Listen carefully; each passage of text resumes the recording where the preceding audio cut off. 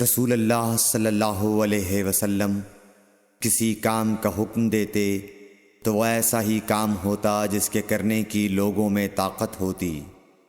اس پر صحابہ کرام نے عرض کیا کہ یا رسول اللہ، ہم لوگ تو آپ جیسے نہیں ہیں، آپ تو معصوم ہیں اور آپ کی اللہ پاک نے اگلی پچھلی سب لغزشیں معاف فرما دی ہیں، اس لیے ہمیں اپنے سے کچھ زیادہ عبادت کرنے کا حکم فرمائیے۔ یہ سن کر آپ ناراض ہوئے، حتیٰ کہ خفگی آپ کے چہرہ مبارک سے ظاہر ہونے لگی۔ پھر فرمایا کہ بے شک میں تم سب سے زیادہ اللہ سے ڈرتا ہوں اور تم سب سے زیادہ اسے جانتا ہوں، پس تم مجھ سے بڑھ کر عبادت نہیں کر سکتے۔ صحیح بخاری حدیث نمبر 20۔